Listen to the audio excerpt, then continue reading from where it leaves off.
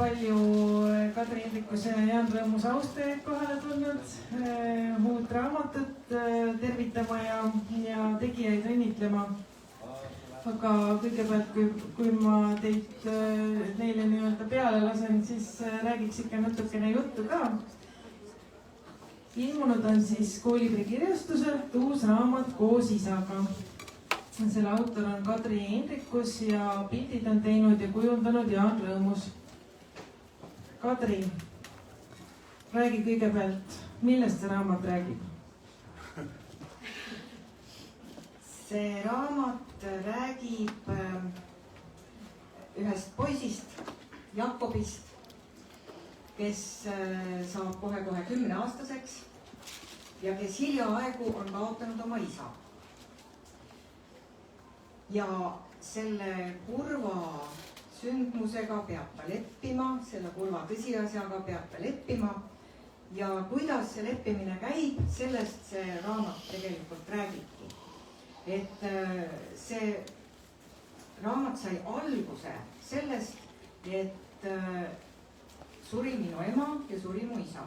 Ma kirjutasin selle raamatu pärast oma isa surma. Aga see raamat kindlasti ei räägi minu isast kui tegelasest.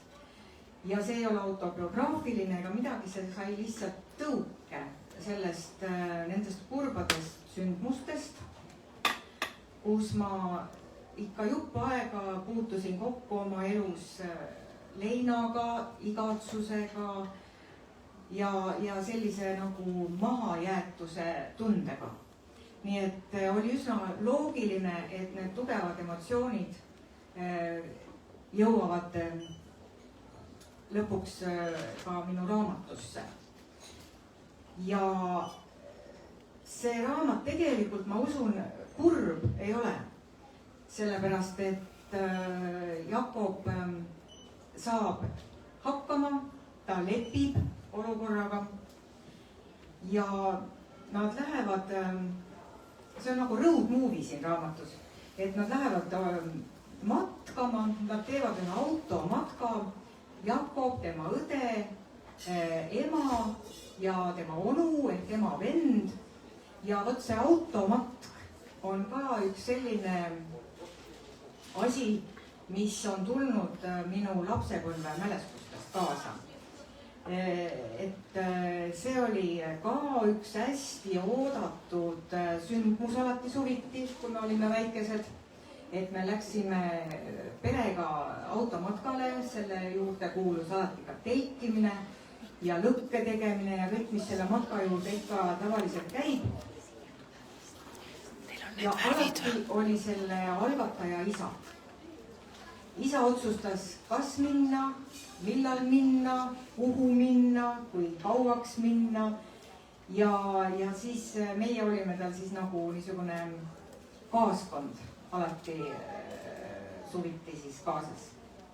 Nii et omal moel on see raamat minu enda elust paljustki inspireeritud, aga ühtegi sellist otsest sündmust, mis minuga on juhtunud, siin raamatus ei ole. Et see on ikkagi fantaasia lugu. Miks sa otsustasid, et peategelane on poiss? Sa küll ütlesid, et see ei ole autobiograafiline, ise olles tüdruk ja me ka hiljuti kaotanud mina isa, et isa ja tütre suhe on kindlasti natuke teistsugune kui isa ja poja suhe. Et kuidas sa otsustasid poisi peategelaseks teha? Vot sellega on niimoodi, et kui on olemas raamatu idee, siis millegi pärast seostub sellega kohe peategelase sugu. Et kas see on poiss või tüdruk, ma eraldi üldse selle peale ei ole mõelnud. Vaid kuidagi oli nagu kohe selge, et see peab olema poiss, isegi Jakobi nimi oli kohe olemas. Et need on asjad, mis tulevad nagu iseenesest. Et ma olen kirjutanud tegelikult varem nii tüdrukute kui poiste raamatuid, et kus on peategelased. Katariina ja Erned on tüdruk, Daniel teine on poiss. Et ma nagu spetsiaalselt ei mõtle selle peale, kas ta on poiss või tüdruk. Et see tuleb nagu selle raamatu ideega kaasa. Ma arvan, et see on väga tore, et see raamatu peategelane on poiss, sest poisid on ikkagi nagu natuke võib-olla kõrvalplaanil, kui peategelastest siin rääkida kirjanduses. Et midagi, seda poisi ja isa suhet võib-olla ei olegi nii palju käsitletud, mis siis, et see on ka nüüd selles konkreetses raamatus alles pärast isa lahkumist. Mida sina nendest oma pere roadtripidest veel mäletad? Miks nad olid toredad? Mis pani ootama eelkõige seda? No muidu oleks olnud see suvi maal võib-olla liiga üksluine. Et need lapsed, kes on pidanud olema 3 kuud kuskil maal, kus teisi lapsi ei ole, kus on vanaema ja vanaisa ja võib-olla nagu mingit niisugust actionit ei toimu, et siis see matk, kus tõesti sai sõidetud küll Peipsi järve äärde või Lõuna-Eestis ringi, et need olid need, mis olid ikka lahedad, põnev oli käia, sai ujuda erinevates kohtades, erinevates järvedes, jõgedes ja muidugi see telkimine ikkagi. Ja lõkke tegemine ja lõkke peal vostikeste tegemine ja ega võib-olla midagi niisugust ei juhtunudki nendel matkadel, aga need olid kõik ühed ägedad juhtumised kokku. Pealegi oli veel see asi, et see oli üks väheseid aegu, kui ema ja isa koos puhkasid, et me tõesti saime 4 koos olla. Et see peresidemete tugevdamine oli ka kindlasti selline tähtis asi selle matka juures. Jaan, kas sinul on ka lapsepõlvest mõni roadtrip meenutada oma perekonnaga? Täiesti sarnased kogemused. Kadri, kui sa selle käsikirjaga tulid ja me otsustasime selle välja anda, siis sul oli üsna algusest peale mõte, et just Jaan peab selle illustreerima. Kas sa põhjendaksid oma soovi? Mulle on Jaani tööd väga meeldinud. See on muidugi üks ja võib-olla esmane põhjus. Et meil on palju väga toredaid kunstnikke, kellega me oleme erinevaid raamatuid teinud ja joonistanud siin. Aga Jaaniga ma ei olnud varem koostööd teinud ja mulle tundus, et selline mehelik, poisilik touch võiks tulla sellele raamatule kasuks, et nagu me räägime, et peategelane on poiss. Ma teadsin, et Jaanil on ka poeg, tuli välja, et lausa 2. Et mu info oli poolik sellel hetkel. Et ta võib-olla suhestub niimoodi selle ideega ja et ehk ta on nõus, ega ma ju ei teadnud, kas ta on nõus. Ja ta vist mõtles ka tükk aega, enne kui ta selle jah-sõna ütles või kuidas? Ja, kuidas see oli, kui sa selle käsikirja said? Kas sa mõtlesid ja mida sa mõtlesid? Ma ei mäleta, kui kaua. Mitu korda ütlesin ei. Kadrid on väga sihikindlad. Neid eisid mina siis vist ei ole kuulnudki. Aga mis sind kõnetas selle käsikirja juures, kui sa selle omale tutvumiseks said selle ettepaneku ka, et kas sa võtaksid selle illustreerida? Põnev tundus see, et peategelane poiss sel korral. Liidia oli tüdruk, ma mõtlesin, et asjaolud sobivad, et teema on huvitav, sisaldab autot, metsa, mida veel, koera. Podcast. Mul on hea illustraatorina teatavad kogemused elust enesest, nagu mis on veidi sarnased võib-olla ja siis me kujutame täiesti teistmoodi, ma arvan, neid asju ette, et merikotkast ma olen ise Kesk-Hiiumaal metsas higisena auto ees joostes on ta üle pea lennanud, et oli, minu arust oli ta suurem kui mina, nagu pikkuselt. Siuke autoga vihma käes sõitmine, juba seda lugedes tundsin suvise märja metsa lõhna. Nii et need on endal kogetud killukesed, mis meil antud juhul kattusid ja sellepärast olin nõus, et lihtsa vastupanu tee. Ja see oli väga tore meenutus ka siin selle kaane pildil oleva kivi kohta, et tuli välja, et kui me siin kohtusime pärast raamatu ilmumist, et me kõik teadsime täpselt seda kivi, kus see nagu võiks olla. Aga tuli välja, et need asuvad Eesti absoluutselt täiesti erinevates otstes, et Jaanil asus see kivi Hiiumaal, Kadril asus, räägi, kus sinul asus? Jah, see oli üks kõige suurem üllatus selle raamatu juures, kui ma sain Kadrilt raamatu kätte ja ma nägin selle kaant ja kaane peal on täpselt selline kivi, nagu meil maal on. Isakivi, nii-öelda. Laupa talu suur kivi. Ja see oli hämmastav kokkusattumus, sest et ma ei saatnud Jaanile mitte ühtegi fotot, ma ei andnud mitte mingeid kirjeldusi ega seletusi, ühe foto saatsin, jäära, suurte sarvedega jäära foto.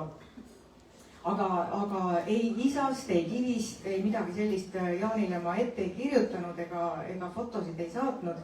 Nii et see oli üks tohutu üllatus, mis tegi mulle väga suurt rõõmu loomulikult, et see on nagu tõesti kõik see pealkiri ja kivi, et kõik see on nagu hästi isiklik. Ma ühe asja räägin selle pealkirjaga seoses veel, et vahel küsitakse, eks ole, et mis on raamatu juures kõige raskem kirjutada. Et selle raamatu puhul, need raskused on erinevad, aga selle raamatu puhul oli kõige raskem leida pealkiri. Ja kui ma nüüd aus olen, siis see ei ole minu pandud pealkiri. Mina jäin hätta. Ma ei olnud rahul nende variantidega, mida ma mõtlesin ja siis ma andsin, üks esimesi lugejaid oli mu kolleeg Ilona Kivirähk, kes luges käsikirja läbi ja siis me istusime kohvikus ja arutasime seda käsikirja ja siis selles vestluses tekkis see mõte panna koos isaga, nii et selle pealkirja autor on tegelikult Ilona, keda kahjuks siin ei ole, ta on konkureerival üritusel.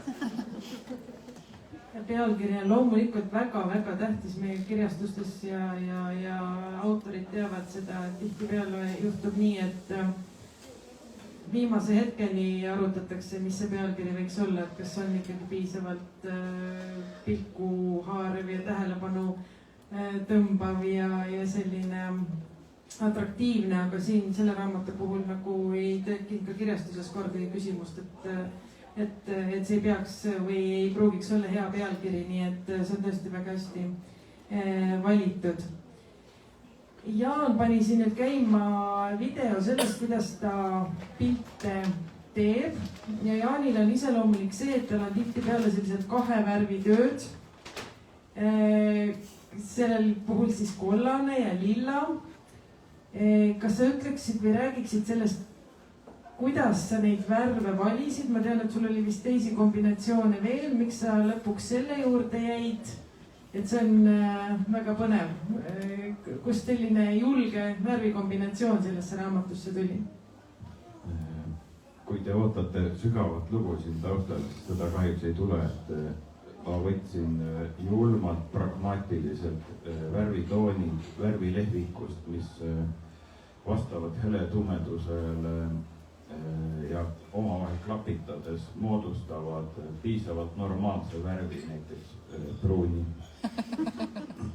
Ja ma näitan teile kiirelt paari värvikombinatsiooni, mida sai katsetatud. Need kõik oleks võinud täna siin olla selle raamatu värvid. Aga noh, ma üritasin seda teemat natukene teemaga kohandada, et liiga, ütleme, porised, ainult pruunid või tumepruun, et see jättis natuke depressiivse mulje ja noh, ekraanil ei ole kunagi võimalik aru saada, mis see lõplik värv on, et ma kasutan enda isiklikku usaldusväärset Pantone lehvikut, kust ma värve tundide kaupa kõrvutan ja erinevate valguste all vaatan. Ja siis mulle tundus, et see kollane, et üks värv, et kollane võiks olla mingi hästi erekollane, sest et kui ta isa on surnud, et äkki oleks ikkagi kohane proovida mingit helgust sisse tuua ja kollase värvispektri vastandvärv on lilla või ütleme violettne või midagi violettset ja siis violettne oli piisavalt tume. Kui te kissitate ja vaatate seda kaanepilti, et siis kontrast on piisav. Ja räägi võib-olla natuke sellest ka, et kus see Kadri nimi tuli kaanele. Ma tean, et sellega on ka natukene selline lugu vist seotud, et see on selline spetsiaalselt Kadrile tehtud kiri või ei, või kuidas see oli? Siin sellel videol ta moodustub parasjagu, jah? Ja, vot see on siuke letteringiks nimetatakse, et Kadri custom typeface on see, et seda ei ole mitte kusagil mujal kui raamatu kaanel. Suur tänu sulle. Ei ole vaja tänada, seda oli tore teha. Aga räägi üldse oma tööprotsessist, et me näeme siin nagu videot, et kui palju sa teed kõike arvutiga või sa teed ka midagi käsitsi või kuidas su tööprotsess välja näeb? Selle puhul kahetsusväärselt ei teinud käsitsi. Edaspidi võib-olla. Aga kuidas sa otsustad, kas sa teed midagi käsitsi või ainult arvutis või kuidas see kujuneb?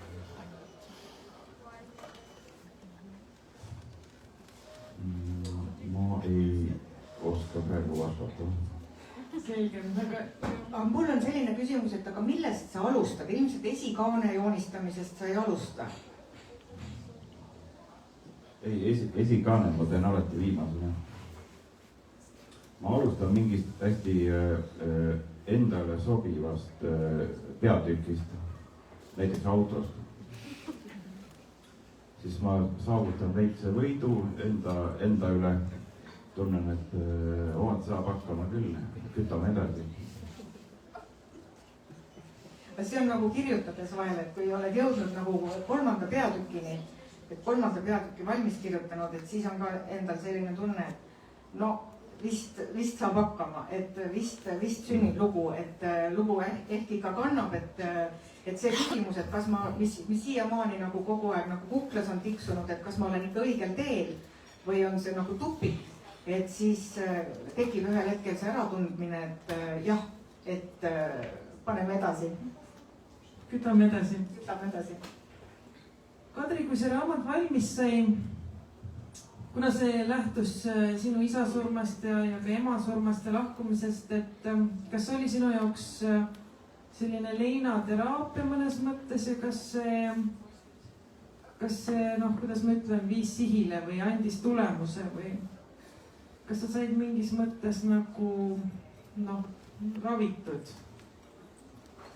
Ma arvan, et mingisugune rahu küll tuli vist, jah.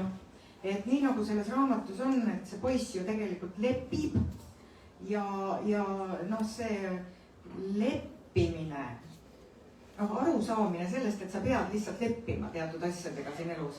Et see vist sai nagu küll nagu enda jaoks lahti kirjutatud ja nagu selgeks mõeldud, et pole, noh, sa ei saa teatud asjade vastu ja sa lihtsalt lähed ju edasi oma eluga. Et mõnes mõttes see on küll jah, iseenda seest läbi kirjutatud raamat. Kummalisel kombel me praegu just tegeleme kirjastuses veel ühe sellise hoopis teistsuguse raamatuga, mis on lapse Leina käsiraamat ja siis mulle tundus, et see nii, noh, või nii-öelda hästi haagib sellega, et see on nagu üks selline võimalus seda läbi töötada, seda leina rääkides, kirjutades. Ja kui ma lugesin seda niimoodi natukene paralleelselt selle sellise päris teadusliku lähenemisega, et kas sa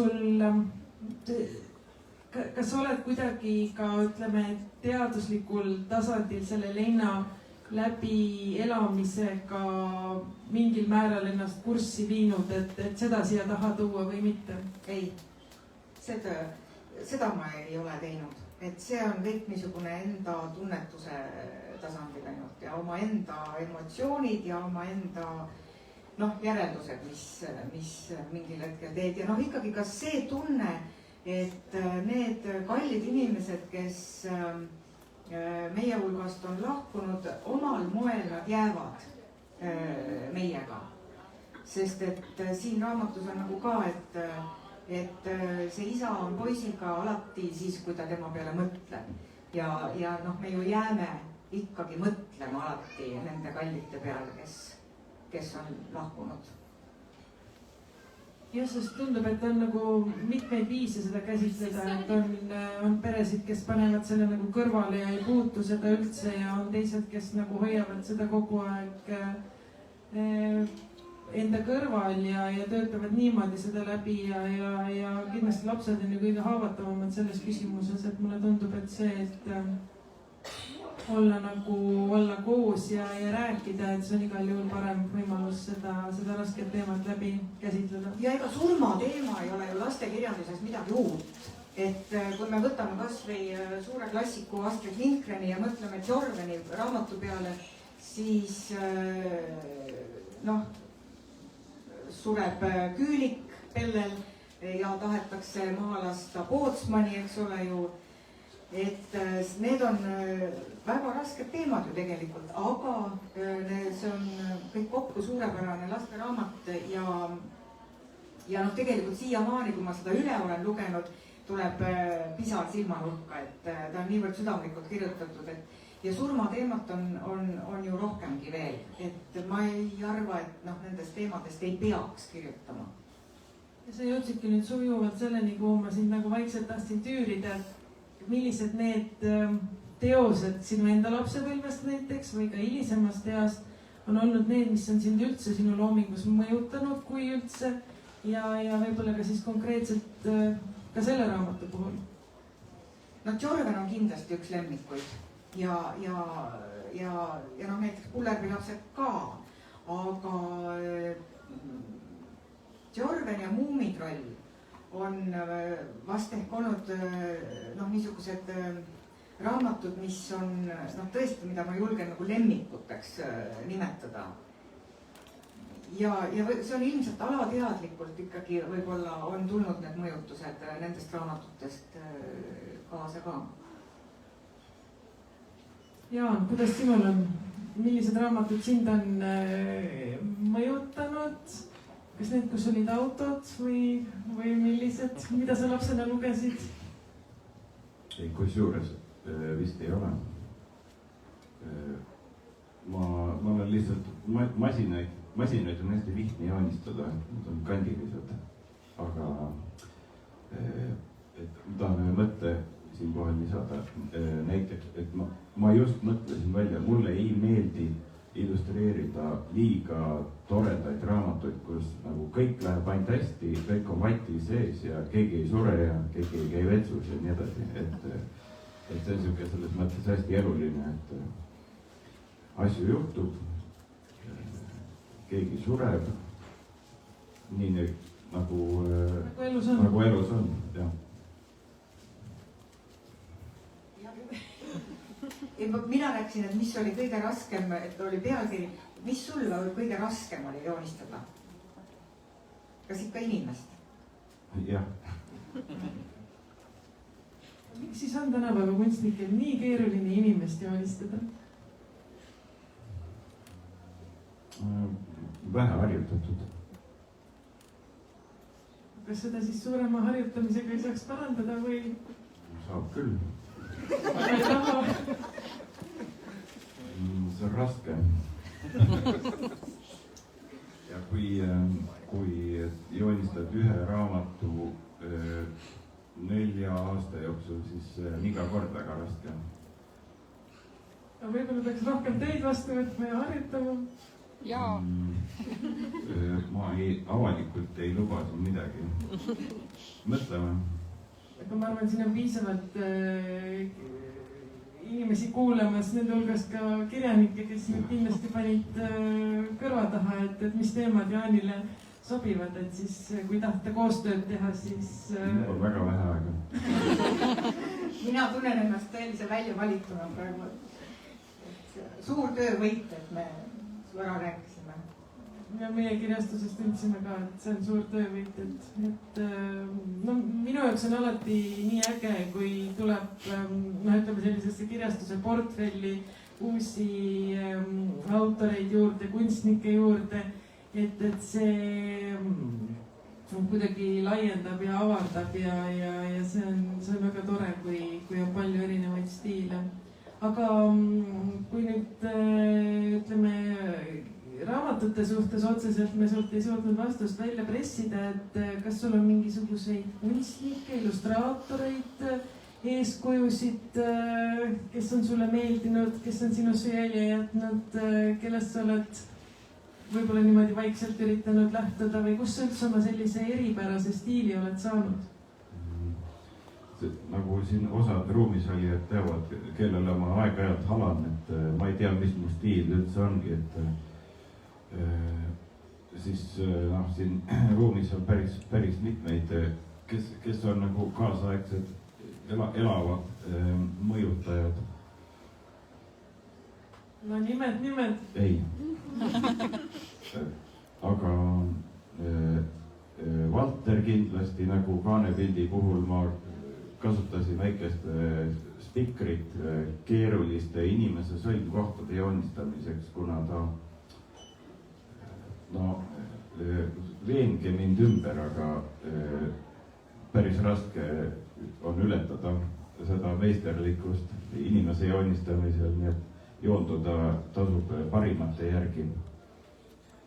Ja surnud illustraatoritest võib-olla Ingrid Van Nyman kindlasti see, kes neid mustvalgeid Pipi raamatuid joonistas. Lihtne põhjus, et lapsepõlves seda raamatut võeti pidevalt ette ja ma ei tea, mulle need mustvalged täiesti sobisid väikese punase aktsendiga ja nagu töntsakad, hästi toitunud lapsed, kellel on nagu mõnus väljas suvel maal olla, et ma ise ehitasin ka onne ja tegin igasugu suvepättusi nagu. Ma olin täpselt see, kes vanaema juurde suveks läks 3 kuuks onni ehitustöödame ja heinateole. Mul on veel pikk nimekiri, aga ma ei hakka neid kõiki ette lugema. Nii meil aeg on, räägib.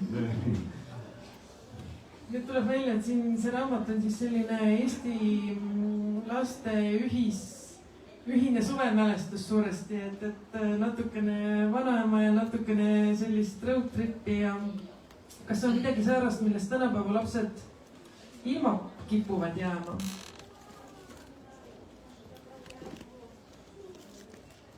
No palju neid maavanaemasid meil enam on, eks ole ju. Ja kui palju on neid peresid, kes võtavad ühised reisid ette, kindlasti on. Ma ei tea, võib-olla esimene valik tihti on sõita kuskile välismaale. Aga minu meelest on Eestimaa täiesti piisavalt suur, et siin ringi sõita ja seda maad ja maailma avastada. Et minu jaoks on need olnud ühed kõige ägedamad mälestused, suvised koosolemised. Ja, kas sina oled oma pojad juba roadtripile viinud? Lätti ühe korra, aga ma isiklikult ei ole kahjuks väga suur rännumees, et kui keegi viitsib mind viia, siis ma tulen kaasa. Aga millest lapsed on ilma jäetud?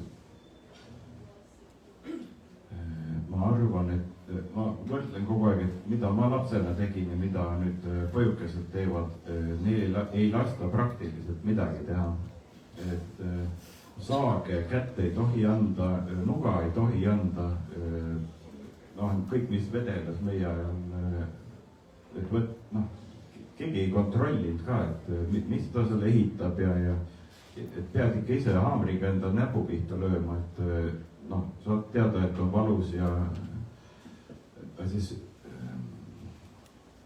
no siuksed kogemused, et kui sa võid mööda metsa uidata, aga kuidagi tänapäeval tundub, et see on hästi valulikuks läinud, et kui laps metsa läheb, siis ta suht kindlalt eksib ära ja tuleb see politsei päästekomando otsima teda. Või saab puugi. No see ronib suht kindlalt siukse kõrge heinaga praegusel ajal. Kas see raamat võiks siis olla midagi säärast, et kui seda on koos lapsega või laps ise lugenud, et siis on nagu selline loogiline järeldus, et tehakse ettepanek, aga miks meie sellist asja ei tee, et lähme nüüd ka, et võtame nüüd telgi kaasa ja sõidame kuhugi. No ma väga loodan, et see innustab ja inspireerib sedamoodi ettevõtmisi tegema. Ja minu meelest ka, no kui ma oleks selle läbi lugenud, siis lapsena ma mõtlen, et siis ma oleks väga kade nende peategelaste peale, et kuidas nad nii ägedat elu saavad elada, et tahaks ka.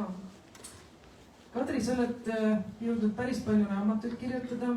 Kuhu koos isaga sinu raamatute loetelus nimekirjas asetub? Vot see on nüüd küll raske küsimus.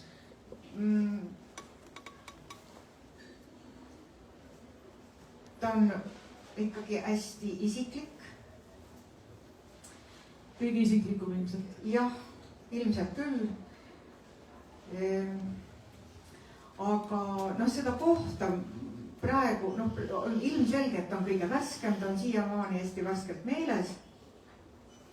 Et eks aeg näitab, kuhu ta lõpuks asetub. Et üldiselt ma olen ju kirjutanud enamalt jaolt ikkagi inimestest, lastest, täiskasvanutest. On mõned raamatud, taksi ja dogi raamatud, kus on ainult koerad. Et tundub, et mulle see inimeste maailm nagu meeldib rohkem võib-olla või see on nagu kuidagi jah, et ma olen rohkem kirjutanud ikkagi inimestest. Jaan, sa nüüd ütlesid, et sa oled ühe raamatu varem teinud, tegelikult ma vaatasin, et ikka neid on mõned rohkem. Kuhu sinu, ütleme siis loomingust, toodangus see raamat asetub praegusel hetkel sinu jaoks? Ma arvan, et iga viimane raamat on kõige parem.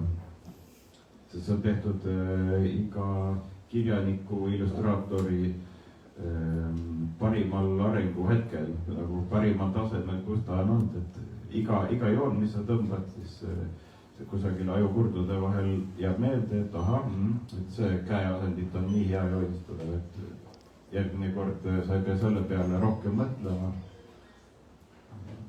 Üks tore asi mulle meenub veel, milles me olime kohe nagu ühel nõul minu meelest kõik, et meil oli kohe selline tunne, et see raamat võiks olla sellises väikeses formaadis. Et mitte see Liidia, mis sa joonistasid, oli, eks ole, selline hästi suur. Ja siis ma pärast kuulsin, et sa vist ütlesid, et sulle ei meeldi suuri pilte üldse joonistada või? Eriti ei meeldi. Et see oli ka nagu me kuidagi nagu koos mõtlesime ühes suunas või ühte moodi. Et ma ei ütle, et peab tegema kogu aeg ühte moodi, aga kui ma EKA õpingute ajal joonistasin siukseid linnusulega ja siukseid tikudoosi suuruseid detailseid pilte, et ma ei näe mõtet lahmida põrandaharjaga mingit 2,5 meetrist nagu lõuendit, et mulle sobib see väike, ma saan suurendada tehniliselt. eks see pildi suurus ilmselt oleneb ka sellest, kui palju teksti on ju, et siin oli teksti palju, et siis on hea selline juturaamat ikkagi, väike käepärane formaat. Aga seda oli nüüd väga tore kuulda, et see raamat asetub teie mõlema jaoks väga tähtsale kohale ja meie jaoks ka. Aga ma nüüd küsiks publiku käest, et kas teil on ka tekkinud seda juttu kuulates küsimusi, mida mina ei ole taibanud küsida, aga teil on väga südamel, mida tahaksite Kadri või Jaani käest küsida?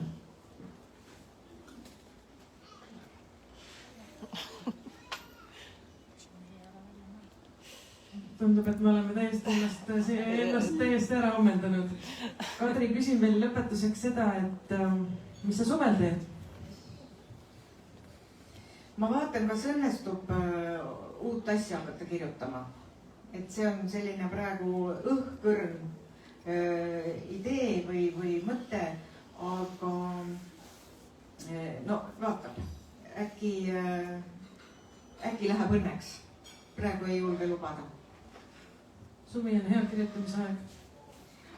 On vist jah, et kuidagi on seda vabadust rohkem ja hommikud on varakult valged. Et ma olen selline hommiku inimene, et siis ma vist tõesti olen enamus asju kirjutanud suviti. Ja Jaan, mida sulle suvi toob?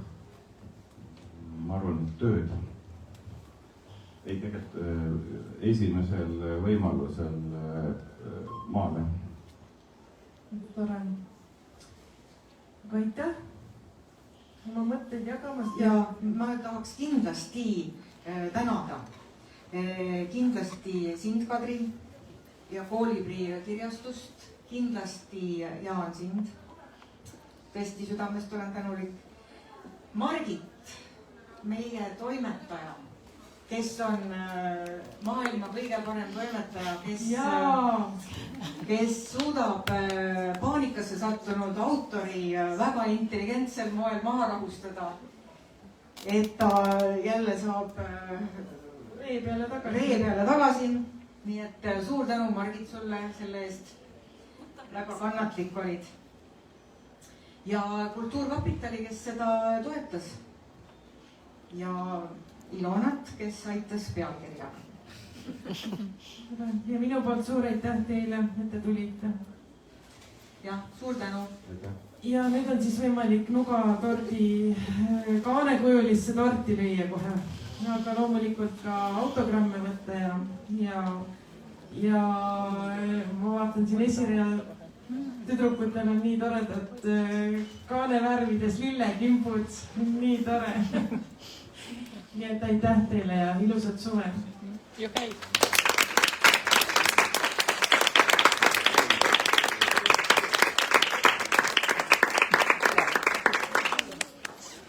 No, tüdrukud, sest alustab teinud.